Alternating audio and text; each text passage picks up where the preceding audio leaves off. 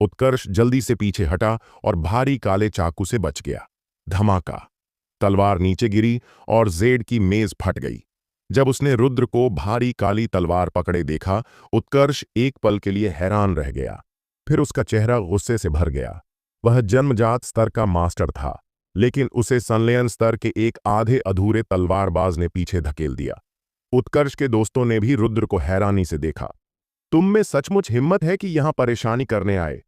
भाई ये बस संलयन स्तर का लड़का है, इसे मुझे सौंप दो, लाल कपड़े वाले एक युवक ने कहा। उसने अपनी कमर से एक नरम तलवार निकाली और हवा की तरह रुद्र पर हमला किया। लाल कपड़े वाले युवक के सामने रुद्र ने अचानक अपनी तलवार से वार किया। भारी काली तलवार से एक जोरदार तलवार की शक्ति निकली। काला प्रकाश चमका और लाल कपड़े वाला युवक रुक गया। उसने देखा कि तलवार उसके शरीर से गुजरी और पीठ से बाहर निकली, एक लंबा निशान छोड़ते हुए एक ही चाकू से काट दिया।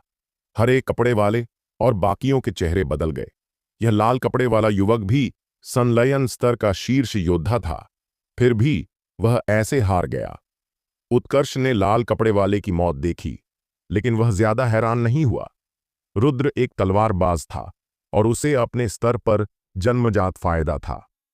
मैंने सोचा था कि 1 महीने की समय सीमा तक इंतजार करूंगा और उत्तर दक्षिण दरबार के झगड़े में तुम्हें मारूंगा, लेकिन तुम इंतजार नहीं कर सके और खुद मौत मांगने आए। चूंकि तुम मौत चाहते हो, मैं तुम्हारी मदद कर दूंगा। उत्कर्ष ने रुद्र को ठंडे स्वर में देखा। फिर उसने बर्फीले रेशम के दस्ताने निकाले और पहन लिए। धम! उत्कर्ष ने मुक्का मारा। डरावनी मुक्के की शक्ति से जन्मजात स्तर की ताकत उमड़ पड़ी। आसपास की जमीन टूट गई और दीवारें लहरों से नष्ट हो गईं। भारी काली तलवार से वार हुआ, जिसमें जबरदस्त शक्ति थी। धम! रुद्र कुछ दूरी तक पीछे हटा और उत्कर्ष 2 कदम पीछे गया। हरे कपड़े वाला युवक और बाकी लोग ठंडी सांस लेने लगे। उनकी आंखों में हैरानी थी। अगर उन्होंने अपनी आंखों से न देखा होता तो वे कभी नहीं मानते कि संलयन स्तर का एक तलवारबाज जन्मजात स्तर के उत्कर्ष को हरा सकता है। उस तलवार में जोरदार तलवार की भावना थी। वह एक क्वासी तलवार मास्टर है, किसी ने कहा। क्वासी तलवार मास्टर और तलवार मास्टर में फर्क तलवार की भावना के इस्तेमाल में है। पहला तलवार की भावना को तलवार की शक्ति के रूप में छोड़ सकता है, जबकि दूसरा बिना तलवार की शक्ति के सिर्फ भावना से दुश्मन को चोट पहुंचा सकता है। उसने जो मार्शल आर्ट इस्तेमाल किया वह भी बहुत मजबूत है। मेरे ख्याल से कम कन्नौज स्तर का उच्च श्रेणी का तलवार मार्शल आर्ट है, हरे कपड़े वाले युवक ने गंभीरता से कहा। मार्शल आर्ट का स्तर जितना ऊंचा होता है, उसे सीखना उतना ही मुश्किल होता है। सैन्य मार्शल आर्ट को महान स्तर तक पहुंचाना शारीरिक मार्शल आर्ट से कहीं ज्यादा कठिन है। एक क्वासी तलवार मास्टर वसंत स्तर के उच्च श्रेणी के तलवार मार्शल आर्ट के साथ और महान स्तर तक पहुंचकर उसकी शक्ति स्वाभाविक रूप से बहुत जोरदार होगी। रुद्र को देखते हुए उत्कर्ष का चेहरा जितना बुरा हो सकता था, उतना बुरा हो गया। पहले रुद्र ने छिपकर हमला किया और उसे पीछे धकेला, लेकिन अब आमने सामने की लड़ाई में उसे 2 कदम पीछे हटना पड़ा। सबके सामने पीछे हटना पड़ा। क्या तुम सचमुच सोचते हो कि थोड़ी सी ताकत से मुझसे मुकाबला कर सकते हो? मैं बस तुम्हें परख रहा था। अब तुम मरने लायक हो। उत्कर्ष के मुक्के से और जोरदार शक्ति निकली। हैरान करने वाला मुक्का। उत्कर्ष ने शर्मा परिवार का खास वसंत स्तर उच्च श्रेणी का शारीरिक मार्शल आर्ट छोड़ा। हालांकि उसने इसे सिर्फ छोटे स्तर तक सीखा था, लेकिन जन्मजात शक्ति के साथ यह बहुत जोरदार था। धम! छत अब और नहीं झेल सकी और तुरंत टूट गई। रुद्र ने अचानक भारी काली तलवार उत्कर्ष की ओर फेंक दी। भारी काली तलवार को अपनी ओर आते देख उत्कर्ष हंस पड़ा। एक तलवारबाज के लिए अगर उसके हाथ से तलवार चली जाए तो क्या वह तलवारबाज कहलाएगा? उत्कर्ष के नजरिए में रुद्र के पास तलवार फेंकने के अलावा कोई चारा नहीं था। उसने तुरंत मुक्का मारकर भारी काली तलवार को हवा में उड़ा दिया, लेकिन तभी उत्कर्ष का चेहरा बदल गया। रुद्र उसके करीब आ गया था और उसके खाली बाएं हाथ में एक पतला चाकू दिखाई दिया। और एक चाकू? हवा में आवाज हुई। उत्कर्ष ने एक रोशनी देखी, बहुत खतरनाक रोशनी। यह इतनी तेज थी कि वह कुछ कर पाता उससे पहले चाकू उसके गले से गुजर गया। उसी समय उसका मुक्का रुद्र के कंधे से टकराया। रुद्र के कंधे पर एक कट दिखा और खून बहने लगा। गले पर चाकू लगने के बाद उत्कर्ष ने धीरे से अपने गले से हाथ हटाया। उसने अपने गले पर एक निशान देखा जहां से खून बह रहा था। अपने हाथों पर खून देखकर उत्कर्ष की आंखें खून की तरह लाल हो गईं। उसे डर महसूस हुआ। अगर वह जन्मजात स्तर पर न होता और उसकी आध्यात्मिक ने तलवार की शक्ति को न रोका होता तो वह चाकू उसे मार डालता। बता, कैसे मरना चाहता है? उत्कर्ष ने रुद्र को घूरते हुए कहा। उसका चेहरा गुस्से से टेढ़ा हो गया। मरने वाला मैं नहीं, तुम हो। रुद्र ने अपने कंधे की चोट को देखा, उसे नजरअंदाज किया और चोट से खून बहने दिया। उसने अपने दाएं हाथ से भारी काली तलवार का हैंडल पकड़ा। बाएं हाथ में पतला चाकू, दाएं हाथ में भारी तलवार। जब रुद्र ने धीरे धीरे दोनों तलवारें उठाईं, उत्कर्ष का चेहरा अचानक बदल गया। रुद्र की मुद्रा उसे बहुत अजीब लगी। तभी रुद्र हिला। दो ध्रुव टूटना, यह दो ध्रुव तलवार तकनीक का दूसरा कदम था। उत्कर्ष की नजर में रुद्र की गति धीमी लग रही थी, लेकिन वह बहुत तेज था। बाएं हाथ का पतला चाकू बहुत तेज था, लेकिन दाएं हाथ की भारी तलवार बहुत धीमी। दोनों चाकू एक ही आदमी ने चलाए, जो अजीब लग रहा था, लेकिन फिर भी सामंजस्य में था। यह बहुत विरोधाभासी लग रहा था। अचानक रुद्र ने प्रकाश की मार्शल आत्मा छोड़ी, जो तुरंत 3 फीट तक फैल गई। क्या? उत्कर्ष एक पल के लिए हैरान रह गया। उसने बचाव करने का समय भी नहीं पाया कि दोनों तलवारें नीचे आ गईं। उसने अपनी दाईं बांह से रोकने की कोशिश की और उसकी दाईं बांह तुरंत कट गई। आह! उत्कर्ष चिल्लाया। जब उसने रुद्र को फिर से तलवार से वार करते देखा, उसका चेहरा बदल गया। वह कुछ और सोचे बिना मुड़ा और बाहर भागा। उत्कर्ष को भागते देख हरे कपड़े वाला युवक और बाकी लोग हैरान रह गए। संलयन स्तर का एक तलवारबाज सचमुच उत्कर्ष का एक हाथ काट गया। उत्कर्ष को भागते देख रुद्र ने उसका पीछा नहीं किया। चाहे वह कितना भी पीछा करता, एक जन्मजात मास्टर को नहीं पकड़ सकता जो भागना चाहता हो। 2 ध्रुव टूटना बहुत ज्यादा ऊर्जा लेता है।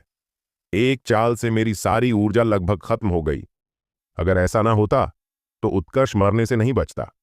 फिर भी उसका एक हाथ रखने के लिए काफी है। रुद्र ने जमीन पर पड़े हाथ को देखा। तभी 2 लोग अंदर आए, दुष्यंत और वरुण। रुद्र, तुम ठीक हो? वरुण ने जल्दी से पूछा। मैं ठीक हूं, रुद्र ने सिर हिलाया। यह हाथ? दुष्यंत ने जमीन पर कटा हुआ हाथ देखा। उत्कर्ष का हाथ है, रुद्र ने कहा। वरुण और दुष्यंत दोनों एक साथ हैरान रह गए। उत्कर्ष का हाथ? रुद्र ने उत्कर्ष का हाथ काट दिया? यह कैसे संभव है?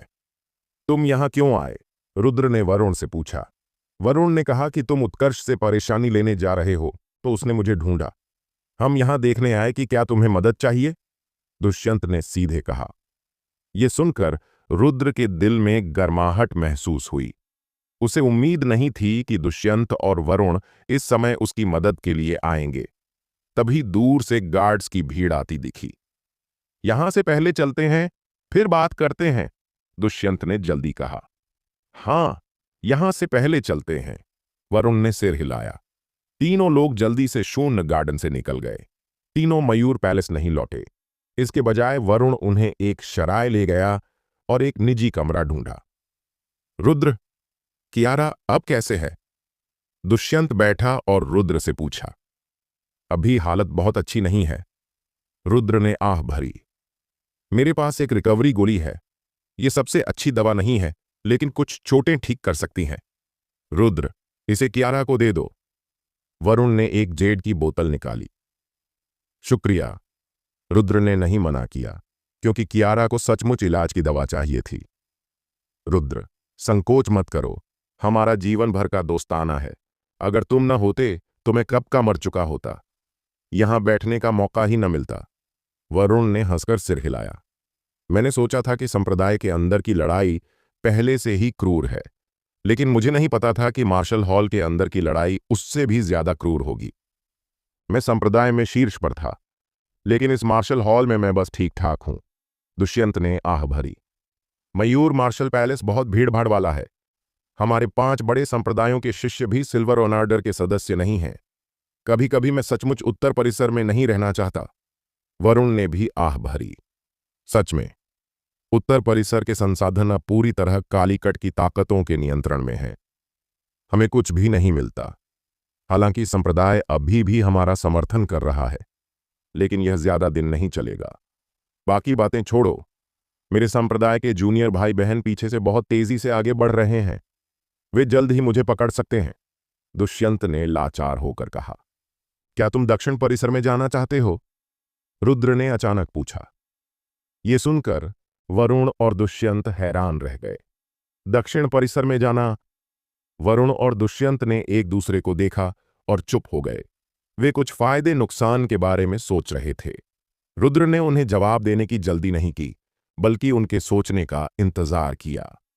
दोनों के सोचने के बीच रुद्र ने अपने दिमाग को प्राचीन गुप्त क्षेत्र में डुबो दिया और अभ्यास जारी रखा। लगातार मेहनत से ही वह मजबूत बन सकता था। रुद्र, दक्षिण परिसर की स्थिति अभी क्या है? वरुण ने पूछा। रुद्र ने अपने दिमाग को वापस लाया और धीरे से कहा, अब दक्षिण परिसर में कोई अभ्यास संसाधन नहीं है, कोई मार्शल आर्ट नहीं है, कुछ भी नहीं है। सब कुछ 20 दिनों में हासिल करना होगा। लेकिन एक बहुत अच्छी चीज है जो अभ्यास के लिए बहुत मददगार है। क्या यह शून्य क्षेत्र का आकाशीय घंटा है? दुष्यंत ने जल्दी पूछा। हां, रुद्र ने सिर हिलाया। मैंने शून्य क्षेत्र के आकाशीय घंटे के बारे में सुना है, लेकिन कभी देखा नहीं। कहा जाता है कि यह दक्षिण परिसर में प्रवेश का एक परीक्षण है। शून्य क्षेत्र का आकाशीय घंटा बजाने वाला ही अंदर जा सकता है, लेकिन इसे बजाने के लिए बहुत ऊंची प्रतिभा चाहिए। मुझे डर है कि हम शून्य क्षेत्र का आकाशीय घंटा नहीं बजा पाएंगे। दुष्यंत ने लाचार होकर सिर हिलाया। शून्य क्षेत्र का आकाशीय घंटा बजाना वास्तव में मुश्किल नहीं है। मेरे पास एक तरीका है जिससे आप इसे बजा सकते हो, रुद्र ने कहा। रुद्र, आपके पास कोई तरीका है? दुष्यंत और वरुण ने रुद्र को हैरानी से देखा। वे 5 बड़े संप्रदायों के शीर्ष मुख्य शिष्य थे, तो उन्हें शून्य क्षेत्र के आकाशीय घंटे की कुछ जानकारी थी। बिना पर्याप्त प्रतिभा के शून्य क्षेत्र का आकाशीय घंटा बजाना असंभव था, क्योंकि दक्षिण परिसर सबसे कठिन रास्ता अपनाता है। यहां भर्ती होने वाले शिष्यों को शून्य क्षेत्र का आकाशीय घंटा बजाना ही पड़ता है। केवल ऐसे शिष्य ही दक्षिण परिसर के पुराने नियमों को पूरा कर सकते हैं। हां, एक तरीका है। मैं अब जानना चाहता हूं कि आप क्या सोचते हैं। दक्षिण परिसर में अभी कोई संसाधन या मार्शल आर्ट नहीं है। यहां तक कि परिसर का मास्टर भी शायद आपका मार्गदर्शन न कर सके। सब कुछ आपको खुद पर निर्भर करना होगा। साथ ही 20 दिनों बाद उत्तर और दक्षिण परिसर के बीच लड़ाई होगी। दोनों परिसरों के झगड़े में अगर आप दक्षिण परिसर में शामिल होते हैं तो आपको लड़ना पड़ेगा, और बहुत संभावना है कि आप उत्तर परिसर के सदस्यों के हाथों मर जाएं। रुद्र ने कहा, तो अगर आप दक्षिण परिसर में जाते हैं तो आपको बहुत सारे जोखिम उठाने होंगे। उस समय आप पूरे उत्तर परिसर के दुश्मन बन सकते हैं। पूरे उत्तर परिसर के दुश्मन बनना? दुष्यंत और वरुण का चेहरा तनाव से भर गया। मैंने सोच लिया, दुष्यंत ने सबसे पहले कहा। रुद्र, मैं दक्षिण परिसर में जाना चाहता हूं। वरुण ने दुष्यंत को हैरानी से देखा, क्योंकि वह अभी भी सोच रहा था, लेकिन दुष्यंत ने फैसला कर लिया था। अगर मैं दक्षिण परिसर में नहीं जाता तो जल्द ही मुझे अपने पुराने वरिष्ठ भाइयों और बहनों की तरह उत्तर कन्नौज संप्रदाय में वापस जाना होगा। यह सच है कि मैं इस पीढ़ी का उत्तर कन्नौज संप्रदाय का शीर्ष मुख्य शिष्य हूं, लेकिन सच कहूं, उत्तर कन्नौज संप्रदाय में वापस जाने के बाद मेरा भविष्य सिर्फ संप्रदाय का नेता बनने के लिए लड़ना होगा। दुष्यंत ने गंभीरता से कहा, लेकिन मैं उत्तर कन्नौज संप्रदाय का नेता नहीं बनना चाहता। मुझे सत्ता पकड़ना पसंद नहीं है। मुझे मार्शल आर्ट का ऊंचा रास्ता चाहिए। जब मैं 12 साल का था और उत्तर कन्नौज संप्रदाय में आया, तब मैंने कसम खाई थी कि अपनी पूरी जिंदगी लगा दूंगा, लेकिन मार्शल आर्ट के रास्ते पर जितना दूर जा सकता हूं, जाऊंगा। आपको अच्छे से सोचना होगा। एक बार दक्षिण परिसर में गए तो पछतावा नहीं कर सकते, और 20 दिन बाद उत्तर दक्षिण परिसर की लड़ाई में बहुत संभावना है कि आप मर जाएं। रुद्र ने गहरी आवाज में कहा। हर कोई देर सबेर मरेगा, बस समय का फर्क है। अगर मैं अपने सपनों पर कायम नहीं रह सकता तो जीने का क्या मतलब? दुष्यंत ने हंसकर कहा। रुद्र, हालांकि मैं आपसे 2 साल बड़ा हूं, फिर भी आप वरिष्ठ भाई हैं। क्योंकि आप उस रास्ते पर चलने की हिम्मत करते हैं जो पहले किसी ने नहीं चुना। हम अभी जवान हैं, अगर इस समय पागलपन नहीं करेंगे तो क्या बूढ़े होने का इंतजार करेंगे? दूसरे दक्षिण परिसर में जाने की हिम्मत नहीं करते, लेकिन मैं करता हूं। दूसरे उत्तर दक्षिण परिसर के झगड़े में हिस्सा लेने की हिम्मत नहीं करते, लेकिन मैं करता हूं। अगर मर भी गया तो कोई बात नहीं, कम से कम मैंने पागलपन तो किया। यह सुनकर वरुण का दिल छू गया। दुष्यंत सही कहते हैं। पहले मैंने भी कसम खाई थी कि मार्शल आर्ट में आगे बढ़ूंगा, लेकिन इन सालों में मैं अपनी वह कसम भूल सा गया था। आज की बात ने मुझे जगा दिया। जब वरिष्ठ भाई यूं हिम्मत कर सकते हैं तो मैं क्यों नहीं? चलो साथ में पागलपन करते हैं। ठीक है, साथ में पागलपन करते हैं। दुष्यंत ने सिर उठाकर हंसा और वरुण भी हंस पड़ा। दोनों ने जैसे सब छोड़ दिया और बंधन मुक्त हो गए। दुष्यंत और वरुण को देखकर रुद्र के दिल में कुछ महसूस हुआ। पहले वह भी उनके जैसा था, लेकिन वह उनसे ज्यादा मौजूदा हालात से परेशान था। बाद में रुद्र परेशान नहीं रहा, क्योंकि उसने एक दूर का रास्ता देख लिया था। दुष्यंत और वरुण वास्तव में बुरे नहीं थे और प्रतिभा के मामले में भी कमजोर नहीं थे। आखिरकार वे दो संप्रदायों से चुने गए शीर्ष शिष्य थे। उनका कालीकट के साथियों से कम होना इसलिए था क्योंकि दो संप्रदायों के पास सीमित संसाधन थे, जबकि कालीकट के साथियों को ढेर सारे संसाधन मिलते थे। उत्कर्ष जैसे लोग वास्तव में दुष्यंत और वरुण से प्रतिभा में बहुत कम थे, लेकिन उसका जन्म अच्छे परिवार में हुआ था। कालीकट के 3 बड़े परिवारों में से शर्मा परिवार।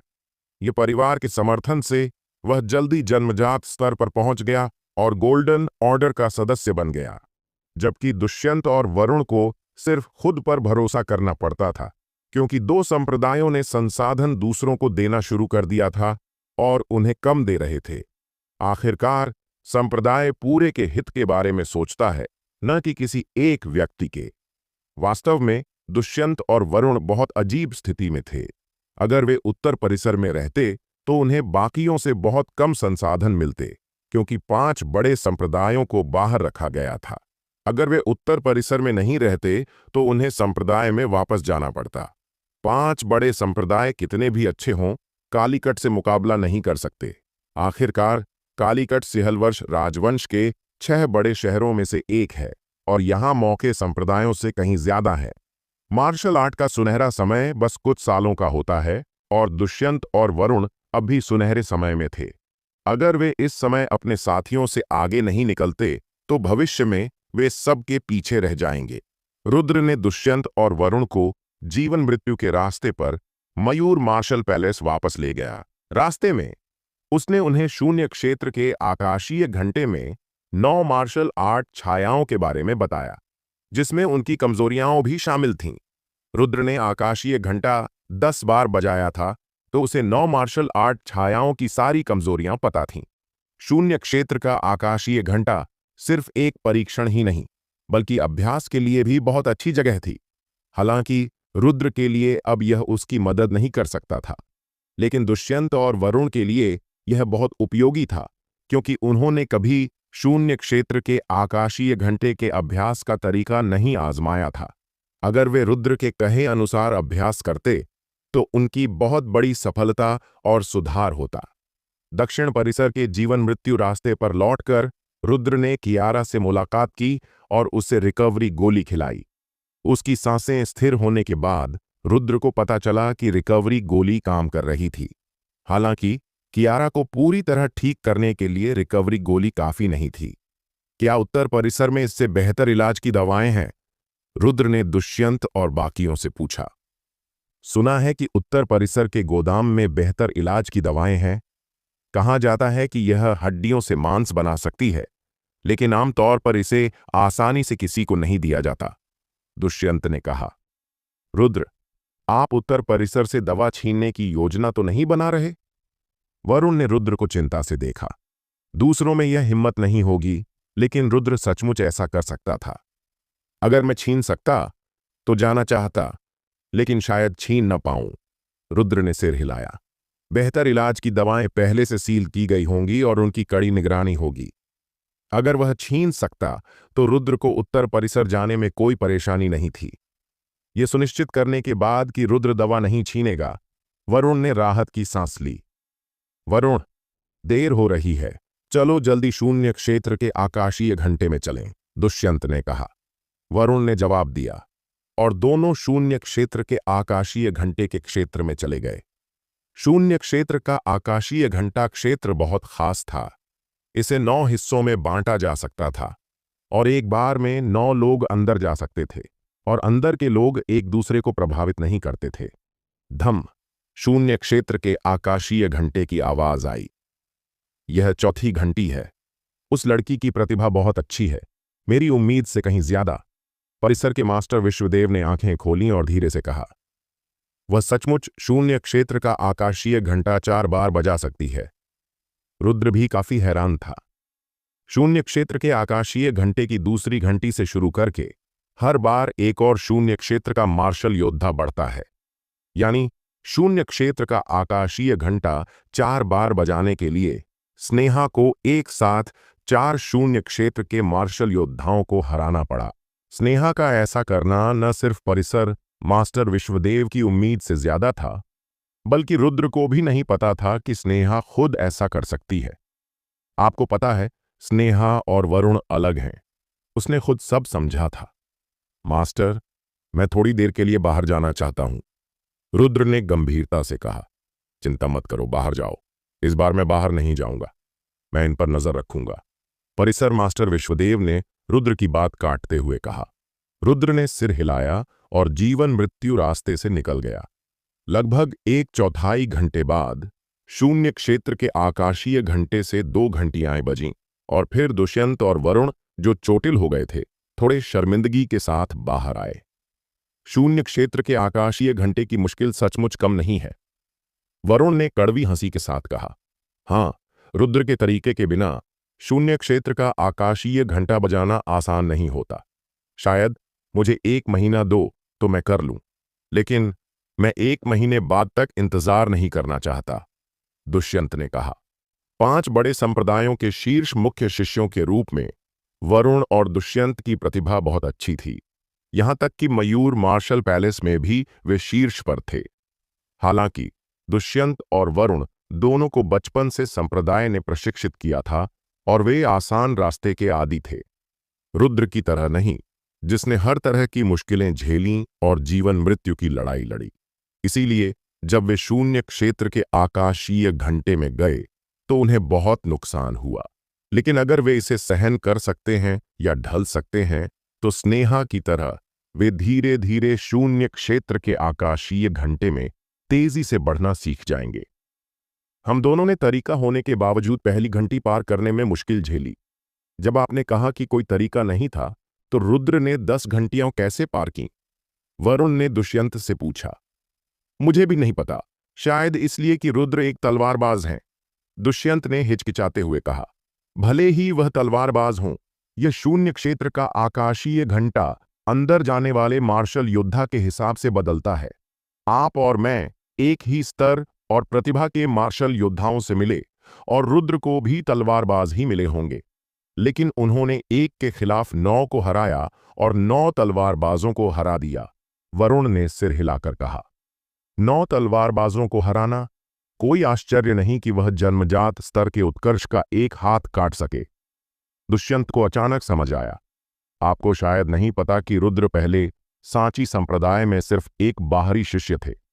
हालांकि वह आंतरिक संप्रदाय में भी शामिल हुए, लेकिन 5 दिन से कम रहे। वह हमसे अलग हैं। प्रतिभा की बात करें तो सच कहूं, हम अभी भी उनसे ऊपर हैं। यहां तक कि उनकी ऊर्जा सागर भी पूरी नहीं है, वरुण ने जटिल भाव से कहा। दुष्यंत चौंक गया। अगर वरुण ने यह न बताया होता तो वह सचमुच यह भूल गया होता। क्योंकि रुद्र इतना शक्तिशाली था, दुष्यंत लगभग भूल गया था कि रुद्र एक आधा अधूरा तलवारबाज था।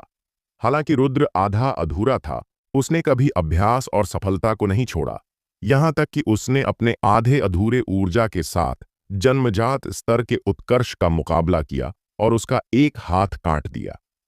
आप शायद नहीं सोचते कि रुद्र बहुत मजबूत हैं, लेकिन वह किसी से भी ज्यादा मेहनत करते हैं। सुना है कि वह हर दिन कम से कम 3 घंटे तलवार चलाते हैं और इसमें दूसरा प्रशिक्षण शामिल नहीं है। वरुण ने कहा। रुद्र की तुलना में हम सचमुच मेहनत नहीं करते। दुष्यंत ने आह भरी और रुद्र की तुलना खुद से की। उसने पाया कि वह रुद्र से बहुत बेहतर था। कम से कम उसका ऊर्जा तो पूरा था। सिर्फ इतना ही नहीं, वह उत्तर कन्नौज संप्रदाय का शीर्ष मुख्य शिष्य भी था। रुद्र ने इतनी मेहनत की तो उसके पास मेहनत न करने का क्या कारण था? मुझे लगता है कि दक्षिण परिसर आना मेरे जीवन का सबसे सही फैसला था, क्योंकि यहां मैं बाकी सब छोड़कर सिर्फ अभ्यास में डूब सकता हूं, दुष्यंत ने कहा। मेरे लिए भी, वरुण ने सहमति में सिर हिलाया। यहां कोई उनकी ओर ध्यान नहीं देता, कोई उन्हें परेशान नहीं करता और कोई उनसे चिपकता नहीं। उनके पास करने के लिए बस एक चीज है, और वह है अभ्यास, सिर्फ अभ्यास। जब से वे दो संप्रदायों के शीर्ष मुख्य शिष्य बने, उनके पास शुद्ध रूप से अभ्यास करने का समय बहुत कम था। ज्यादातर समय वे लोगों से मिलने और दोस्त बनाने में बिताते थे। संप्रदाय के फायदे के लिए अपनी मर्जी के खिलाफ कुछ करना उन्हें शारीरिक और मानसिक रूप से थका देता था।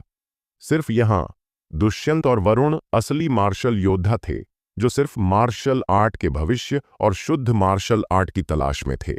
चलो अभ्यास जारी रखते हैं, दुष्यंत ने कहा। हाँ, वरुण ने सिर हिलाया और दोनों कंधे से कंधा मिलाकर शून्य क्षेत्र के आकाशीय घंटे में चले गए।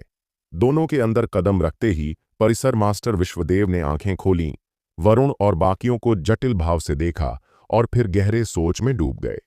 क्योंकि वरुण और दुष्यंत में परिसर मास्टर विश्वदेव ने एक शुद्धता देखी जो उसने पहले नहीं देखी थी। मार्शल आर्ट की तलाश का शुद्ध दिल। कितने साल हो गए? दक्षिण परिसर में अचानक 4 लोग आ गए। पहला तो रुद्र था, जिसमें मार्शल आर्ट के लिए सबसे ज्यादा जुनून और लगन थी। फिर स्नेहा, जो पागलपन से मजबूत होने की कोशिश कर रही थी। फिर वरुण और दुष्यंत आए। पहले इन दोनों के दिमाग शुद्ध नहीं थे, लेकिन शून्य क्षेत्र के आकाशीय घंटे का अनुभव करने के बाद उनकी आत्माएं साफ हो गईं। वास्तव में परिसर मास्टर विश्वदेव देख सकता था कि वरुण और 3 अन्य लोग स्नेहा सहित रुद्र से प्रभावित हुए थे और रुद्र की वजह से बदले थे। रुद्र, विश्वदेव ने हल्की आह भरी। कालीकट शर्मा परिवार। धम! चीनी मिट्टी के बर्तन फटने की आवाज आई और नौकरानी डर के मारे हॉल से बाहर भाग गई। लाल कवच पहने एक युवक ठंडे चेहरे के साथ हॉल में घुसा। यहां से चले जाओ, मुझे परेशान मत करो, उत्कर्ष ने सिर उठाए बिना चिल्लाया। तुम्हारा एक हाथ टूट गया और तुम मरने की कगार पर दिखते हो। कोई आश्चर्य नहीं कि तुम संलयन स्तर के एक आधे अधूरे तलवारबाज से भी नहीं जीत सके। वैसे भी तुमने मेरे शर्मा परिवार की इज्जत को शर्मिंदा कर दिया है। तुम शून्य गार्डन में क्यों नहीं मर गए? लाल कवच वाले युवक ने ठंडे स्वर में कहा। भाई, उत्कर्ष ने सिर उठाया और लाल कवच वाले युवक को हैरानी से देखा। उत्तर और दक्षिण परिसर की लड़ाई में अभी कितने दिन बाकी हैं? लाल कवच वाले युवक ने आंखें सिकोड़कर पूछा। अभी 20 दिन बाकी हैं, उत्कर्ष ने होश में आकर दांत पीसते हुए कहा। भाई, तुम्हें मेरा बदला लेना होगा। रुद्र को मार डालो। उसे मार डालो? लाल कवच वाले युवक ने उत्कर्ष को देखा और ठंडे चेहरे से कहा। यह उसके लिए बहुत आसान होगा। मैं उसके हाथ पैर काट दूंगा और उसे एक मटके में डाल दूंगा, ताकि उसकी जिंदगी मरने से भी बदतर हो जाए। तभी हम अपने शर्मा परिवार की इज्जत बचा सकते हैं। वैसे क्या उसके पास अभी भी परिवार है? मुझे दूसरी जगहों के बारे में नहीं पता, लेकिन मुझे पता है कि दक्षिण परिसर में उसकी एक बहन है जिसका नाम स्नेहा है, उत्कर्ष ने जल्दी कहा। बहन? उत्कर्ष ने हंसते हुए कहा। बहन का होना और भी अच्छा है। मैं उसे समझाऊंगा कि मेरे शर्मा परिवार को ठेस पहुंचाने की क्या सजा होती है। ये सुनकर उत्कर्ष के चेहरे पर खुशी छा गई। जब तक उत्कर्ष जे हाथ उठाने को तैयार था, रुद्र का मरना तय था। आपको पता होना चाहिए कि उसका भाई ये गुजे मयूर मार्शल पैलेस के पर्पल गोल्ड ऑर्डर का सदस्य है और उसकी ताकत इतनी जबरदस्त है कि लोगों के दिल कांप उठते हैं। रोहिल पैविलियन। रुद्र को लाल डीकन ने पैविलियन के आंगन में ले जाया। थोड़ी देर बाद सफेद कवच पहने इशिका धीरे धीरे वहां आई। पहले से ही खूबसूरत इशिका सफेद कवच के साथ एक अनोखी और वीरतापूर्ण सुंदरता दिखा रही थी। रुद्र, आप मुझसे मिलने आए हैं, कोई खास बात है? इशिका ने कहा। मैं इस बार आपसे एक मदद मांगने आया हूं, रुद्र ने कहा।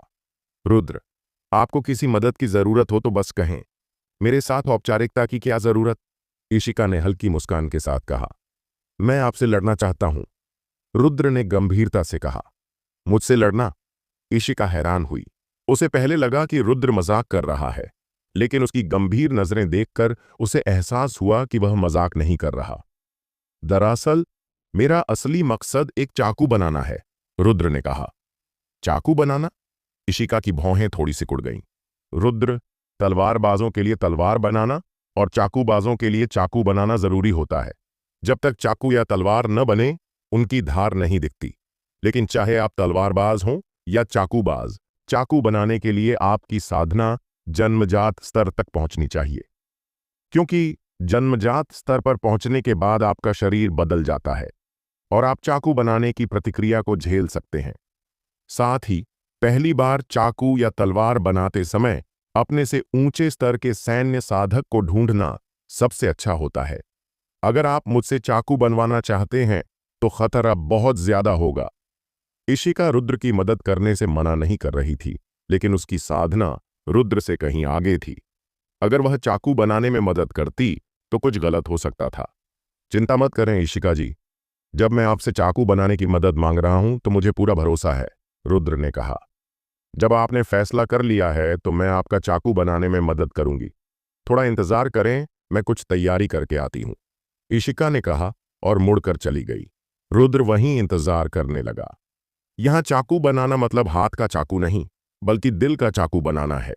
इसलिए रुद्र ने इशिका से चाकू बनाने की हिम्मत की। आखिरकार इशिका त्यानजियान की राजकुमारी है, जो धरती की सूची में पहले स्थान पर है। अगर वह चाकू बनाने में मदद करे तो रुद्र सबसे मजबूत चाकू बना सकता है। बेशक इशिका से चाकू बनवाने का खतरा भी बहुत ज्यादा था, क्योंकि वह बहुत ताकतवर थी और उसकी तलवार जरा सी गलती पर इंसान को नष्ट कर सकती थी। लेकिन रुद्र को भरोसा था। तभी इशिका वापस आई। रुद्र ने गौर किया कि इशिका की शक्ति बहुत कमजोर हो गई थी। उसे तुरंत समझ आया कि उसने अपनी ताकत को किसी खास तरीके से सीमित कर लिया होगा। रुद्र, क्या आप सचमुच मुझसे चाकू बनवाना चाहते हैं? इशिका ने फिर से पुष्टि की। हाँ, रुद्र ने गंभीरता से सिर हिलाया। मैं सबसे मजबूत चाकू बनाना चाहता हूं। सबसे मजबूत चाकू? इशिका ने रुद्र को गहराई से देखा। उसे पहले लगा था कि रुद्र को कोई और नहीं मिला, इसलिए वह उससे मदद मांगने आया। लेकिन अब उसे पता चला कि रुद्र का असली मकसद यह था। सबसे मजबूत चाकू बनाने के लिए इशिका की खूबसूरत आंखों में सम्मान झलकने लगा। रुद्र, शुरू करते हैं, इशिका ने कहा और उसकी आंखों में तलवार की भावना भर गई। उसके पीछे घनी तलवार की ऊर्जा उभर आई। तलवार की जबरदस्त ऊर्जा धीरे धीरे ऊपर उठी, एक ऐसी दबाव पैदा करते हुए जो आसमान को ढक रही थी, जैसे हजारों सैनिक हों। इसे देखकर ही लोग कांप उठते थे। रुद्र, मैंने अपनी ताकत को सबसे कमजोर स्तर तक दबा दिया है। अगर आप इसे सहन न कर पाएं तो तजिद न करें, इशिका ने चेतावनी दी। हाँ, रुद्र ने हल्के से सिर हिलाया। उसके शरीर में तलवार की आत्मा हिलने लगी और उसमें से जबरदस्त तलवार की भावना निकलने लगी। फटाक, एक तलवार की ऊर्जा तेजी से निकली। रुद्र कुछ समझ पाता उससे पहले वह उसके शरीर से गुजर गई। उस पल में उसे लगा जैसे कोई तलवार उसके शरीर में चुभ गई हो और दर्द असहनीय था। हालांकि रुद्र को चोट नहीं लगी, लेकिन उसका चेहरा थोड़ा पीला पड़ गया। यह असली तलवार की ऊर्जा नहीं थी, बल्कि तलवार की भावना से बनी थी। लेकिन अगर वह इसे सहन न कर पाया तो इसका असर असली तलवार की तरह ही होता, जो जान ले सकता था। जब इशिका ने देखा कि रुद्र एक तलवार की भावना से बनी ऊर्जा को सहन कर सकता है, तो उसने दूसरी तलवार की ऊर्जा छोड़ी। एक के बाद एक तलवार की ऊर्जा रुद्र के शरीर से गुजरने लगी। तलवार की ऊर्जा बार बार उसके शरीर से गुजरी। रुद्र का चेहरा बहुत पीला हो गया, लेकिन उसके शरीर में एक चाकू बन रहा था। हर बार जब चाकू बनता, तलवार की ऊर्जा उसे तोड़ देती। फिर रुद्र फिर से एक नया चाकू बनाता। हर बार बनने वाला चाकू पिछले से थोड़ा मजबूत होता। समय बीतता गया। इशिका ने रुद्र को कुछ हैरानी से देखा। उसे उम्मीद नहीं थी कि रुद्र तलवार की भावना से बनी ऊर्जा को सहन कर पाएगा। इस तरह चाकू बनाना आपके शरीर के लिए सबसे दर्दनाक चीज है। इशिका ने रुद्र के दर्द से कांपते चेहरे को देखा और धीरे से आह भरी। चाकू बनाने का यह तरीका सबसे दर्दनाक था, क्योंकि हर बार पुराना चाकू टूटता और नया बनता। हर बार टूटने पर ऐसा लगता जैसे शरीर में तलवार चुभ रही हो। 99 तलवार की ऊर्जाएं गुजर चुकी थीं। रुद्र पसीने से तर हो गया था और उसका पूरा शरीर दर्द से कांप रहा था। रुद्र, थोड़ा आराम कर लें, इशिका ने कहा। नहीं, जारी रखें, रुद्र ने दांत पीसकर कहा। सचमुच जारी रखना चाहते हैं? इशिका थोड़ी चिंतित हुई। हाँ, ठीक हूं, जारी रखें, रुद्र ने सिर हिलाकर कहा। इशिका ने और कुछ नहीं कहा और तलवार की भावना से बनी ऊर्जा छोड़ती रही। समय तेजी से बीत गया और एक दिन गुजर गया। रुद्र रोहिल पैविलियन से बाहर निकला, फिर गाड़ी में बैठा और किराए के आंगन की ओर चला। रुद्र को जाते देख इशिका की खूबसूरत आंखों में जटिल भाव थे। उसने कई प्रतिभाशाली युवाओं को देखा था, लेकिन चाकू बनाने में खुद पर इतनी सख्ती करने वाला कोई नहीं देखा था जैसा रुद्र ने किया। सबसे मजबूत चाकू बनाना, उसके सामने कभी किसी ने ऐसी बात नहीं कही थी सिवाय रुद्र के। उसे पता था कि मैं धरती की सूची में पहले स्थान पर हूं, फिर भी उसने मेरे सामने ऐसी बात कही। इससे पता चलता है कि उसे मेरे पहले स्थान की परवाह नहीं है। शायद यह कहना ठीक होगा कि धरती की सूची उसकी नजर में कभी आई ही नहीं। इशिका को मजा आया। उसने बहुत सारे अनोखे लोगों से मुलाकात की थी, लेकिन रुद्र जैसा इंसान वह पहली बार देख रही थी। एक तलवारबाज जिसके पास सिर्फ 30% ऊर्जा है और धरती की सूची को नजरअंदाज करता है, यह वाकई दिलचस्प था। रुद्र किराए के आंगन में लौटा। उसने अपने शरीर में झांका और देखा कि उसके अंदर एक लगभग पारदर्शी चाकू मौजूद था। तलवार की ऊर्जा से हजारों बार तपने के बाद इस चाकू की धार में हल्की तेजी आ गई थी। इसे चाकू में छिपी धार कहते हैं। दिल का चाकू तब तक नहीं बनता जब तक उसमें कुछ हद तक धार ना आ जाए। जब पूरा चाकू धार बन जाए तो चाकू की पहली बनावट पूरी हो जाती है और दिल का चाकू शुरुआती रूप ले लेता है। तब चाकू में छिपी धार अपने चरम पर पहुंचती है। अपना ध्यान वापस लेते हुए रुद्र ने 3 स्तर की आत्मा संग्रहण संग्राही बनाने का काम शुरू किया। यह जटिल संग्राही न सिर्फ धैर्य की परीक्षा लेती थी, बिना पूरी तैयारी के, भले ही संग्राही के नक्शे और सामग्री हों, रुद्र इसे 1 महीने में पूरा नहीं कर पाता। 3 स्तर की आत्मा संग्रहण संग्राही बनाना रुद्र के लिए भी फायदेमंद था, क्योंकि यह उसके चरित्र को निखारता था। इसे सफल बनाने के लिए बहुत सावधानी चाहिए थी। 4 घंटियां बजने के बाद स्नेहा शून्य क्षेत्र के आकाशीय घंटे से बाहर आई। उसने वरुण को देखा। उसकी खूबसूरत आंखों में हैरानी थी, लेकिन चेहरा ठंडा था। कियारा, बहुत दिन बाद मिले। वरुण ने मुस्कुराकर अभिवादन किया। तुम भी दक्षिण परिसर में आ गए? स्नेहा ने पूछा। परिसर मास्टर ने अभी हमें भर्ती किया है। अब हम सब दक्षिण परिसर के शिष्य हैं, दुष्यंत ने मुस्कुराकर कहा। चूंकि तुम बाद में दक्षिण परिसर में आए, तो मुझे वरिष्ठ बहन कहना चाहिए, स्नेहा ने हल्के स्वर में कहा। दुष्यंत और वरुण की मुस्कान ठिठक गई और उनके चेहरे पर अजीब भाव आ गए, क्योंकि सच में वे बाद में आए थे। दक्षिण परिसर के नियम उत्तर परिसर से अलग हैं। जो मजबूत है वह बड़ा है और जो कमजोर है वह छोटा, परिसर मास्टर विश्वदेव ने कहा। जब परिसर मास्टर ने ऐसा कहा तो मुझे बहस करनी होगी। आखिरकार मैं सबसे बड़ा हूं और जूनियर बनना ठीक नहीं। दुष्यंत खड़ा हुआ। तभी स्नेहा ने हमला कर दिया, बहुत तेज। दुष्यंत की मुस्कान जम गई, लेकिन वह उत्तर कन्नौज संप्रदाय का शीर्ष शिष्य था। उसने जल्दी से अपनी चांदी की भाला निकाला और स्नेहा के हमले को रोका। लेकिन स्नेहा का हमला एक बार नहीं था, उसके बाद लगातार हमले आए। लड़ाई शुरू होते ही दुष्यंत का चेहरा बदल गया। उसने पहले स्नेहा को लड़ते देखा था। उसने लिंग यूजी से हॉल में मुकाबला किया था, लेकिन तब उसकी ताकत ज्यादा नहीं थी। कितना समय बीता, आधे महीने से भी कम में स्नेहा इतनी बदल गई थी कि वह न सिर्फ उसका मुकाबला कर सकती थी, बल्कि उससे आगे निकल सकती थी। रुद्र का अजीब होना ठीक है, लेकिन उसकी छोटी बहन स्नेहा भी इतनी अजीब क्यों? दुष्यंत के हाथ में चांदी की भाला ड्रैगन की तरह थी। स्नेहा की तलवार कभी चंद्रमा की तरह, कभी पूर्णिमा की तरह दिखती थी। उसकी सुंदर और गतिशील आकृति के साथ यह न सिर्फ सुंदर थी, बल्कि बहुत ताकतवर भी थी। चंद्र आत्मा तलवार तकनीक लगातार चल रही थी। दुष्यंत ने मजाक का रवैया छोड़ दिया और पूरी ताकत से लड़ने लगा। खटाक, आखिरकार चांदी की भाला ने स्नेहा की तलवार को गिरा दिया। स्नेहा, मैंने आधा चाल जीत लिया, इसे स्वीकार करें। दुष्यंत ने चांदी की भाला रखी और स्नेहा से कहा, साथ ही एक गहरी सांस छोड़ी। अगली बार मैं इसे जरूर जीतूंगी। स्नेहा ने ठंडे स्वर में कहा, फिर मुड़कर शून्य क्षेत्र के आकाशीय घंटे की ओर चली गई। सिर्फ 10 दिनों में वह इस स्तर तक पहुंच गई। वरुण का चेहरा गंभीर हो गया। उसने अभी दुष्यंत और स्नेहा की लड़ाई देखी थी। अगर दुष्यंत ने अपने अनुभव और चालाकी से स्नेहा को न हराया होता तो शायद वह हार जाता। मास्टर, स्नेहा ने इस दौरान कैसे अभ्यास किया? दुष्यंत ने परिसर मास्टर विश्वदेव से सम्मानपूर्वक पूछा। बुनियादी आराम के अलावा यह लड़की शून्य क्षेत्र के आकाशीय घंटे में अभ्यास करती रही। वह किसी चीज की परवाह नहीं करती, बस खुद को बेहतर करने पर ध्यान देती है, विश्वदेव ने हल्के स्वर में कहा। चोट लगने पर भी अभ्यास करती है? दुष्यंत ने पूछा। हां, विश्वदेव ने सिर हिलाया। दुष्यंत और वरुण ने ठंडी सांस ली। स्नेहा बहुत मेहनत कर रही थी। जब वह इतनी मेहनत कर रही थी तो उनके पास डील देने का क्या कारण था?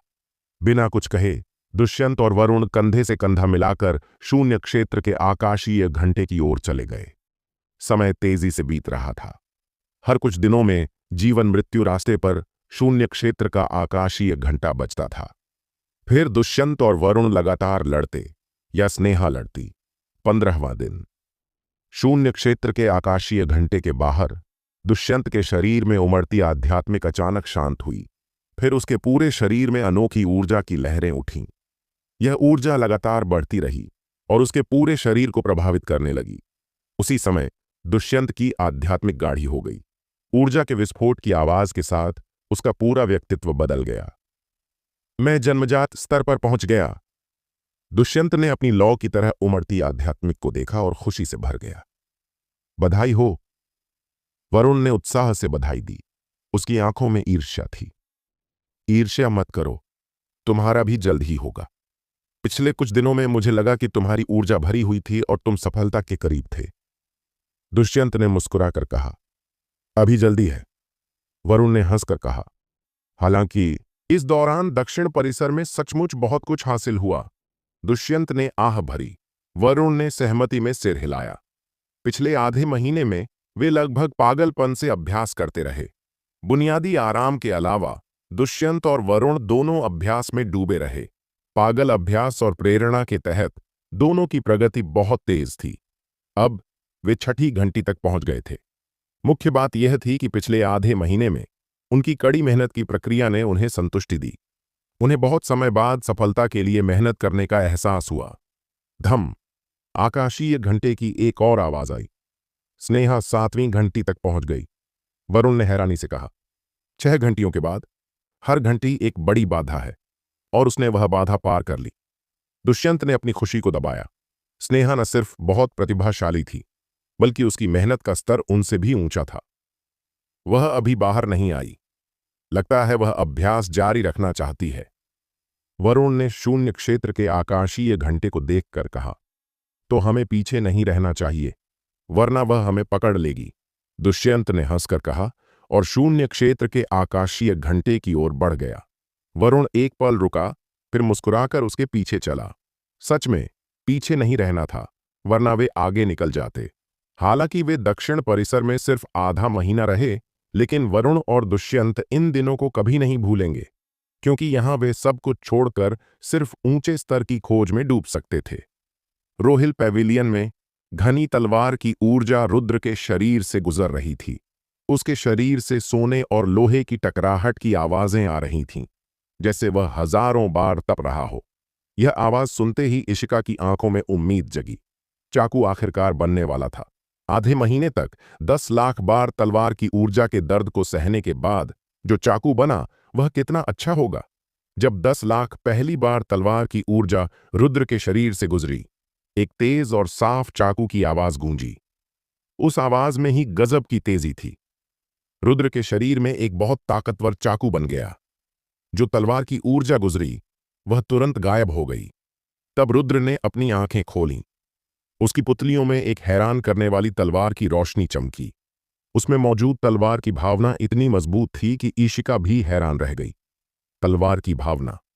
इशिका की आंखों में तलवार की भावना भरी और वह एक बैंगनी तलवार बनकर रुद्र पर झपटी। खनक। रुद्र की तलवार की भावना एक विशाल तलवार बन गई और बैंगनी तलवार पर वार किया।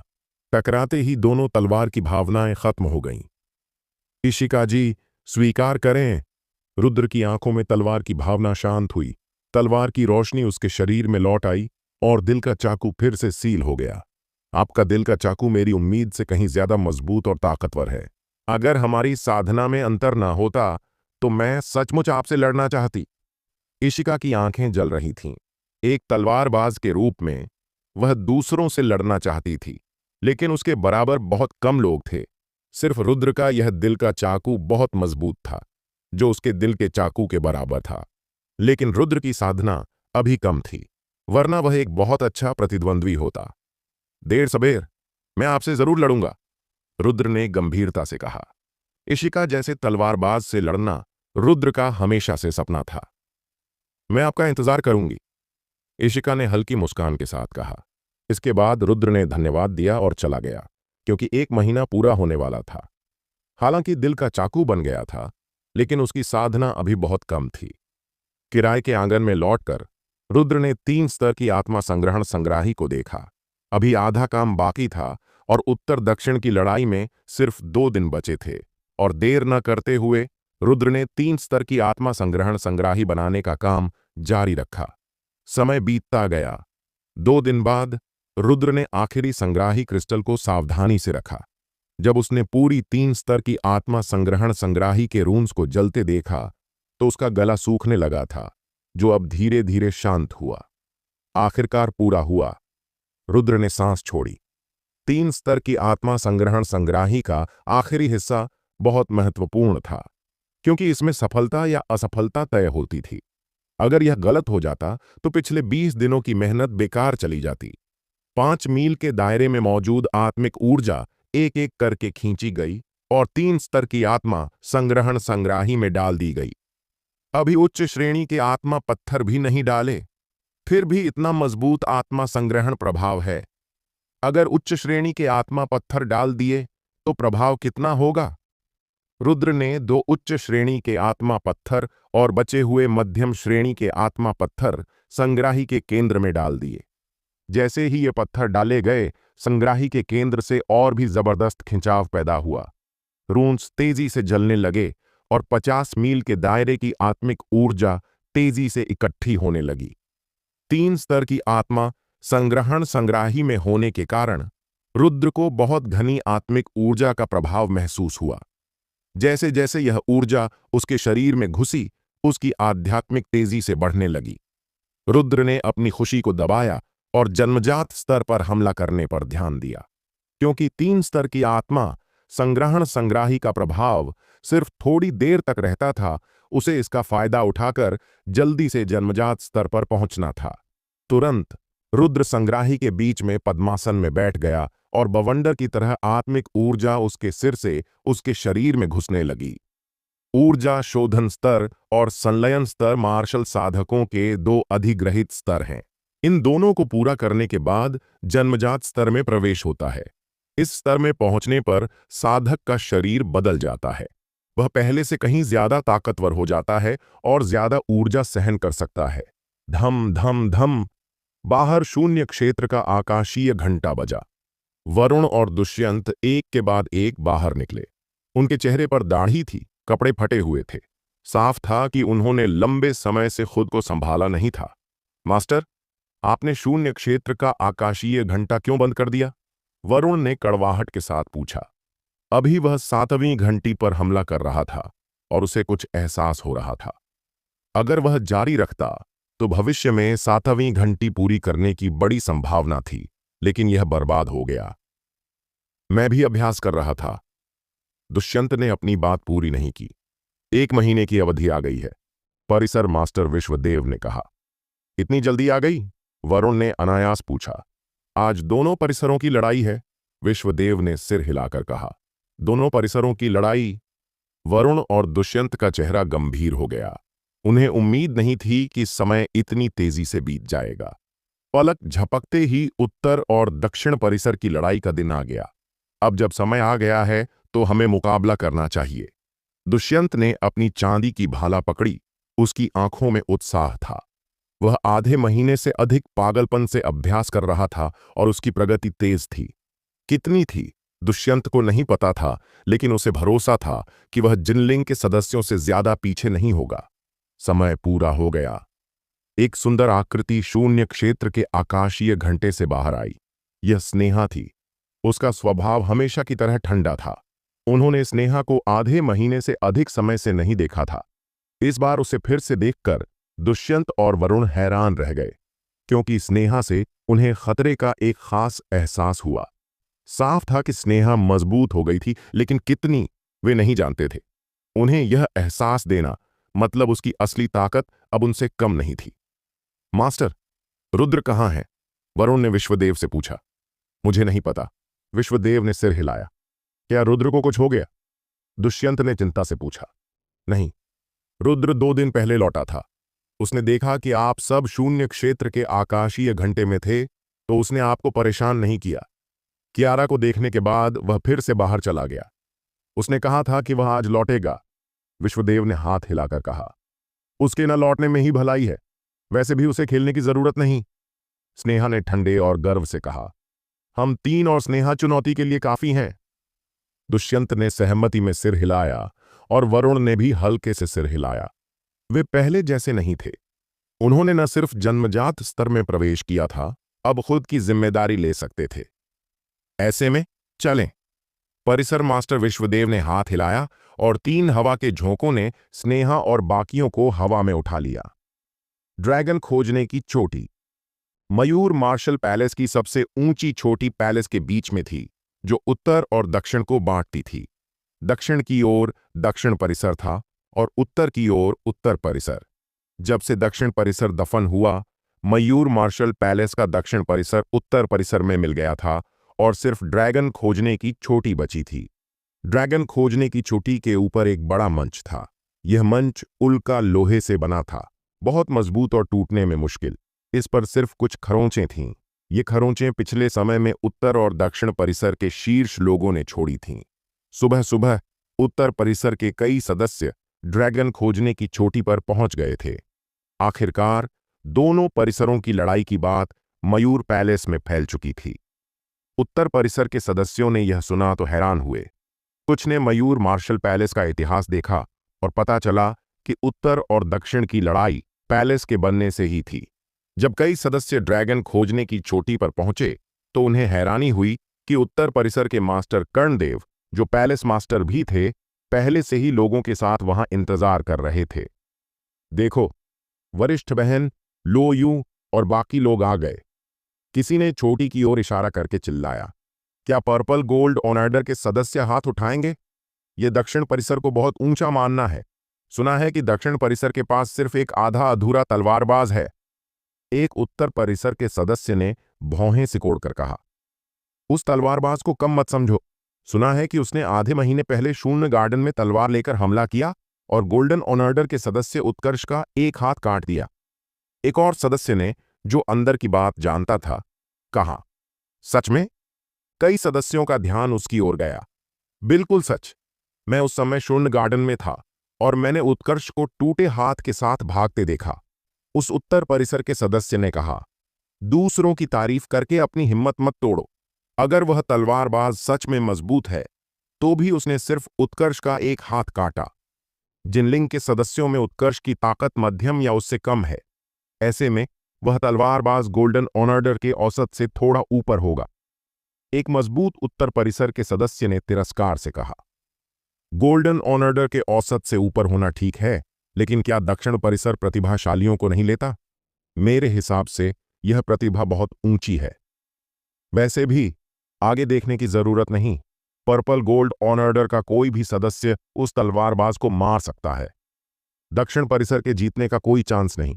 वैसे भी मयूर मार्शल पैलेस में बहुत समय से कोई हलचल नहीं हुई। ऐसा बड़ा आयोजन देखना अच्छा है। यह बात कई लोगों ने मानी। मयूर पैलेस में बहुत समय से शांति थी।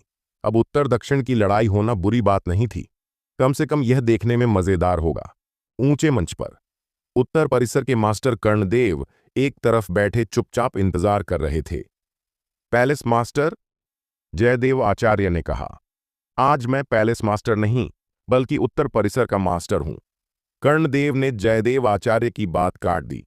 हालांकि वह पैलेस मास्टर भी थे, लेकिन दोनों परिसरों की लड़ाई के दौरान वह सिर्फ उत्तर परिसर के मास्टर थे। यह मयूर मार्शल पैलेस के पूर्वजों का नियम था। चाहे दक्षिण परिसर का मास्टर हो या उत्तर परिसर का, जो भी पैलेस मास्टर हो, दोनों परिसरों की लड़ाई के समय पैलेस मास्टर का पद अस्थायी रूप से हटा दिया जाता था। मास्टर, समय लगभग हो गया है और दक्षिण परिसर अभी तक नहीं आया। क्या वे हार मान लेना चाहते हैं? जयदेव आचार्य ने भौहें सिकोड़कर कहा, हार मानने का नतीजा हारने के नतीजे जैसा ही है। दक्षिण परिसर फिर से दफन हो जाएगा। मेरे वरिष्ठ भाई ने कई सालों तक इंतजार किया, तब जाकर उन्हें ऐसा सदस्य मिला जो शून्य क्षेत्र का आकाशीय घंटा बजा सके। मैं अपने वरिष्ठ भाई के स्वभाव को अच्छी तरह जानता हूं। वह बिना वजह हार नहीं मानेगा। कर्णदेव ने सिर हिलाकर कहा। तभी विश्वदेव हवा में से आया और सबकी नजरों के सामने वह स्नेहा और 3 अन्य लोगों को ड्रैगन खोजने की चोटी के ऊंचे मंच पर ले गया। स्नेहा और बाकियों को देखकर कर्णदेव हैरान दिखे। वरिष्ठ भाई, ये 3 लोग कौन हैं? कर्णदेव ने भौहें सिकोड़कर पूछा। ये सब हमारे दक्षिण परिसर के सदस्य हैं, विश्वदेव ने जोर से कहा। क्या इन तीनों ने शून्य क्षेत्र का आकाशीय घंटा बजाया? कर्णदेव की भौहें और सिकुड़ गईं। उनके चेहरे पर संदेह था। हमारे दक्षिण परिसर के नियम हमेशा ऐसे रहे हैं, जो शून्य क्षेत्र का आकाशीय घंटा बजा सके वही हमारे दक्षिण परिसर में आ सकता है। इन सब ने शून्य क्षेत्र का आकाशीय घंटा बजाया है, विश्वदेव ने उदासीन स्वर में कहा। हर साल कुछ न कुछ अजीब होता है, लेकिन इस साल तो हद हो गई। पहले शून्य क्षेत्र का आकाशीय घंटा बजाने वाला एक भी नहीं था और इस साल 4 हो गए। लेकिन कोई बात नहीं, भले ही शून्य क्षेत्र का आकाशीय घंटा बज जाए, इन लोगों की किस्मत वही होगी जो आपके 6 सदस्यों की थी, कर्णदेव ने उदासीन स्वर में कहा। लड़ाई से पहले ही नतीजा पता है, विश्वदेव ने हल्का सा तंज कसा, जो अपने सामान्य चुप स्वभाव से अलग था। लगता है वरिष्ठ भाई को इन पर पूरा भरोसा है। अगर ऐसा है तो समय बर्बाद करने की जरूरत नहीं। हमारे सब लोग सच देख लेंगे। उत्तर और दक्षिण परिसर की लड़ाई शुरू हो, कर्णदेव ने गंभीरता से कहा। धम धम धम, ड्रैगन खोजने की चोटी पर युद्ध के ढोल की मंद आवाज गूंजी और कई सालों से सोई हुई उत्तर और दक्षिण की लड़ाई शुरू हो गई। मयूर मार्शल पैलेस के कई बड़े अधिकारी और सदस्य ड्रैगन खोजने की चोटी के पास जमा हो गए।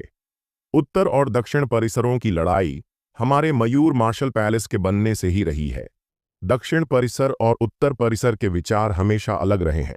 दक्षिण परिसर मानता है कि कुछ खास लोग ढेर सारे लोगों से बेहतर हैं, इसलिए दक्षिण परिसर में हमेशा प्रतिभाशाली लोगों को लिया जाता है, जयदेव आचार्य दूत ने धीरे धीरे कहा। उत्तर परिसर के सदस्य तुरंत उत्साहित हो गए। प्रतिभाशाली? जयदेव महोदय, आप मजाक कर रहे हैं क्या? ये 3 लोग प्रतिभाशाली कहलाएंगे? तो फिर हमारा उत्तर परिसर तो प्रतिभाशालियों में भी सबसे ऊंचा नहीं है? किसी ने हंसकर तंज कसा। जहां तक मुझे पता है, ये तीनों 5 बड़े संप्रदायों से हैं और इस साल के नए सदस्य हैं। हालांकि वे 5 बड़े संप्रदायों में शीर्ष पर हैं, लेकिन मयूर मार्शल पैलेस में वे ज्यादा से ज्यादा मध्यम और ऊपरी स्तर के हैं। इन्हें भी प्रतिभाशाली कहेंगे? मैंने सोचा कि प्रतिभाशाली कहीं और से आए हैं, लेकिन ये तो 5 बड़े संप्रदायों के प्रतिभाशाली निकले। जहां तक मुझे पता है, 5 बड़े संप्रदाय हमारे मयूर मार्शल हॉल में अभी सबसे ऊंचे कांस्य ऑनर्डर के सदस्य तक हैं। चांदी ऑनर्डर का कोई सदस्य नहीं है और सोने या पर्पल गोल्ड ऑनर्डर की तो बात ही छोड़ दें, 5 बड़े संप्रदाय उस तक पहुंच भी नहीं सकते। किसी ने मजाक उड़ाया। क्या यही है दक्षिण परिसर के प्रतिभाशाली? सच में हंसी आ रही है। उत्तर परिसर के सदस्यों ने खूब मजाक उड़ाया और कुछ ने तो दुष्यंत और बाकियों को कड़वी बातें कहकर धमकाया। माहौल एक बार बहुत शोरगुल से भर गया। स्नेहा का चेहरा बहुत ठंडा था। दुष्यंत और वरुण के चेहरे तनाव से भरे थे और उनकी मुट्ठियां भींच गई थीं। हालांकि उन्हें पहले से पता था कि मयूर मार्शल पैलेस के स्थानीय सदस्य पूर्वी 5 संप्रदायों के सदस्यों को नीचा देखते हैं, लेकिन इतना नीचा देखना उनके लिए अप्रत्याशित था। दक्षिण परिसर के तथाकथित प्रतिभाशाली, यहां आओ और मर जाओ। एक घमंड भरी आवाज आई और एक गंजा आदमी जिसके हाथ में ड्रैगन छड़ी थी, उल्का लड़ाई मंच पर चढ़ गया।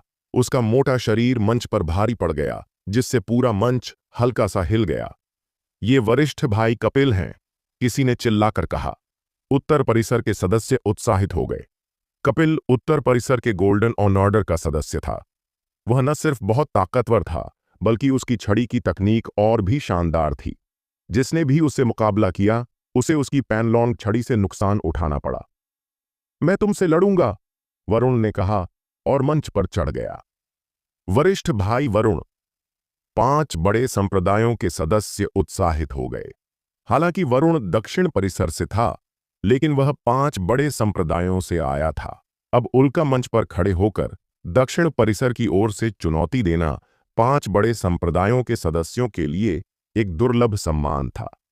बस मैं एक छड़ी से तुम्हें मार डालूंगा। कपिल ने वरुण को ऊपर से नीचे तक देखा और तिरस्कार भरे चेहरे से कहा, लड़ाई के बिना पता नहीं चलेगा। वरुण ने हल्का सा हिलकर कदम आगे बढ़ाया, बहुत तेज। देख रहे उत्तर परिसर के सदस्य हैरान रह गए, क्योंकि वरुण की गति बहुत तेज थी। पलक झपकते ही वह कपिल के सामने पहुंच गया और अपनी कोहनी से वार किया। कपिल ने यह देखा और पैनलॉन्ग छड़ी से रोक लिया। धम! वरुण को झटका लगा और वह 3 कदम पीछे हट गया, जबकि कपिल लड़खड़ाया और फिर 1 कदम पीछे हट गया। हालांकि यह सिर्फ 1 कदम था, लेकिन इसने शोर मचा रहे दर्शकों को काफी शांत कर दिया। उत्तर परिसर के स्थानीय सदस्यों के चेहरे गंभीर हो गए और 5 बड़े संप्रदायों के सदस्य बहुत हैरान थे। उत्तर परिसर में कुछ समय बिताने वाला कोई भी जानता था कि गोल्डन ऑर्डर का सदस्य कपिल एक भयंकर रास्ते पर चलता था और उसके हाथ में पकड़ी पैनलॉन्ग छड़ी का वजन 180 किलोग्राम था। वरुण ने सिर्फ अपनी मुट्ठियों और किक से कपिल का सीधा मुकाबला किया और उसे 1 कदम पीछे धकेल दिया। यह वाकई हैरान करने वाला था। देख रही स्नेहा के चेहरे पर एक दुर्लभ हैरानी दिखी। सिर्फ दुष्यंत ने अपनी बाहें सीने पर रखीं, जैसे उसे पहले से पता हो, क्योंकि वरुण को उससे बेहतर कोई नहीं जानता था। वरुण ने जो शारीरिक मार्शल कला सीखी थी, वह मुख्य रूप से भयंकर थी। हालांकि वह बाहर से सौम्य और सुंदर दिखता था और उसके पास तलवार थी, लेकिन यह सिर्फ वरुण का छलावा था। अगर यह लड़का सच में लड़ता, तो वह आमतौर पर तलवार का इस्तेमाल नहीं करता। कुछ काबिलियत है, तभी मेरे सामने उछलने की हिम्मत की। लेकिन क्या तुम सचमुच सोचते हो कि इस काबिलियत से मुझसे मुकाबला कर सकते हो? कपिल ने कहा और अपने हाथ में पैनलॉन्ग छड़ी को नचाया। बहुत भारी पैनलॉन्ग छड़ी वरुण की ओर बढ़ी। समुद्र तोड़ो! वरुण ने अपनी सबसे मजबूत शारीरिक मार्शल कला दिखाई, जैसे कोई ड्रैगन समुद्र से निकल रहा हो, और एक मुक्के से पैनलॉन्ग छड़ी पर वार किया। दोनों की टक्कर से हवा में विस्फोट हुआ। कपिल और वरुण एक साथ पीछे हटे, फिर एक दूसरे की ओर दौड़े। उनके हमले बहुत भयंकर थे और मुट्ठियों व छड़ी के टकराने की आवाजें लगातार गूंज रही थीं। जो उत्तर परिसर के सदस्य अभी चर्चा कर रहे थे, वे सब चुप हो गए और सभी के चेहरे गंभीर हो गए। उत्तर परिसर के मास्टर कर्णदेव का चेहरा काला पड़ गया। वरुण पहले उत्तर परिसर का सदस्य था। हालांकि वह औपचारिक सदस्य बनने की परीक्षा पास नहीं कर पाया था, फिर भी उसे उत्तर परिसर का नया सदस्य माना जाता था। लेकिन दक्षिण परिसर ने उसे पहले ले लिया। आधे घंटे बाद कपिल बेसब्र दिखने लगा। तुम्हारा खेल काफी हो गया, अब मर सकते हो। कपिल की पुतलियों में अचानक अजीब रोशनी चमकी और उसके पीछे एक विशाल गैंडे का जानवर उभरा। यह एक मार्शल आत्मा थी, जो ताकत बढ़ाने में माहिर थी, और यह 7वें स्तर की मार्शल आत्मा थी। 7वें स्तर की गैंडा मार्शल आत्मा के आशीर्वाद से कपिल की ताकत बहुत बढ़ गई। उसका पूरा दायां हाथ एक घेरे में फैल गया और उसने जो पैनलॉन्ग छड़ी घुमाई वह गायब हो गई। हवा मुड़ गई और पैनलॉन्ग छड़ी एक डरावने हमले के साथ स्कैन हुई। यह देखकर कि अब छिपाना संभव नहीं था, वरुण ने अपने शरीर को सख्त किया और अपनी महत्वपूर्ण जगहों को बचाने की पूरी कोशिश की। धम! उसके दायों कंधे की हड्डी टूटने की आवाज के साथ वरुण मंच से उड़ गया और जमीन पर जोर से गिरा। उसका शरीर वहीं कांपने लगा और उसके मुंह नाक से खून बहने लगा। वरुण! दुष्यंत हैरान हुआ और जल्दी से आगे दौड़ा। ठीक हूं, मर नहीं रहा। वरुण ने खून की बड़ी उल्टी की। अगर उसका शरीर मजबूत न होता और उसने समय पर अपनी महत्वपूर्ण जगहों को न बचाया होता तो वह छड़ी उसे मार डालती। मैं हार गया, वरुण ने तेज दर्द को सहते हुए कहा। वह शुरू में दक्षिण परिसर के लिए पहली जीत हासिल करना चाहता था, लेकिन पहला मुकाबला हार गया। यह तुम्हारी गलती नहीं है। कपिल खुद उत्तर परिसर के गोल्डन बॉन ऑर्डर के मजबूत सदस्यों में से एक है। आधे महीने पहले तुम शायद उसकी आम छड़ी भी न रोक पाते। दुष्यंत ने उसे सांत्वना दी। लेकिन समय काफी नहीं था। अगर मैं 7 बार घंटी बजा पाता, वरुण ने अफसोस भरे चेहरे से कहा। ज्यादा मत सोचो, तुम पहले आराम करो। बाकी को जूनियर बहन स्नेहा और मुझ पर छोड़ दो, दुष्यंत ने कहा। अब तुम्हें मुझे वरिष्ठ बहन कहने का समय है। स्नेहा ने दुष्यंत को ठंडी नजर से देखा। स्नेहा, दुष्यंत का गाल 2 बार फड़का और उसने ऐसा जताया जैसे कुछ सुना ही न हो। उसने रुद्र को वरिष्ठ भाई कहा था क्योंकि रुद्र सच में बहुत मजबूत था और उसका व्यवहार उसे प्रभावित करता था। साथ ही, हालांकि रुद्र उससे छोटा था, लेकिन वह परिपक्व दिखता था, जिससे उम्र का फर्क आसानी से नजरअंदाज हो जाता था। स्नेहा अलग थी। हालांकि वह सच में उससे 2 साल छोटी थी, लेकिन चेहरे से देखने पर वे 5-6 साल का फर्क लगते थे। स्नेहा को वरिष्ठ बहन कहना, दुष्यंत ऐसा नहीं करना चाहता था और तुरंत मंच पर चढ़ गया। दक्षिण परिसर का दुष्यंत लड़ाई मांगता है, दुष्यंत ने जोर से कहा। तुम भी भाला चलाते हो? सच में मजेदार है। दक्षिण परिसर का कचरा भी भाला चलाता है। यह हमारे भाला चलाने वालों को बदनाम करता है। शर्मिंदगी छोड़ो और मंच पर मर जाओ। एक सुंदर युवक जिसने लाल सोने का कवच पहना था ने अपनी लाल सोने की भाला को मंच पर फेंक दिया। उसी समय वह सुंदर युवक भी हिला और लाल सोने की भाला के पीछे चल पड़ा। खनक! भाला एक लाल सोने के ड्रैगन में बदल गया, हवा में उड़ा और सीधे दुष्यंत के गले की ओर बढ़ा। कालीकट के बाहरी इलाके में एक हवेली में आत्मिक ऊर्जा से बना बवंडर 10 फीट चौड़ा और 100 फीट ऊंचा था और आत्मिक ऊर्जा इतनी घनी थी कि वह लगभग धुंध में बदल गई थी। आत्मिक ऊर्जा के बीच में एक युवक लगातार उस ऊर्जा को सोख रहा था। जबरदस्त तरीके से घुस रही आत्मिक ऊर्जा उस युवक के हाथ पैरों और नसों पर टकरा रही थी और उसके एक्यूपॉइंट्स लगातार खुल रहे थे। जैसे जैसे आत्मिक ऊर्जा बहती गई, युवक का मांस और खून हिलने लगा। आत्मिक ऊर्जा की विशाल गति को कुछ देर तक बनाए रखने के बाद वह धीरे धीरे कम होने लगी और गाढ़ी सफेद आत्मिक ऊर्जा लगभग खत्म हो गई। तब युवक ने अपनी आंखें खोलीं। धम! युवक के शरीर से एक ताकतवर आभा निकली और उसके पैरों के नीचे हवा उमड़ने लगी, जिससे उसका शरीर धीरे धीरे ऊपर उठने लगा। यह हवा में उड़ने और आभा पर चलने का संकेत था। जन्मजात स्तर। आखिरकार मुश्किल से सफलता मिली।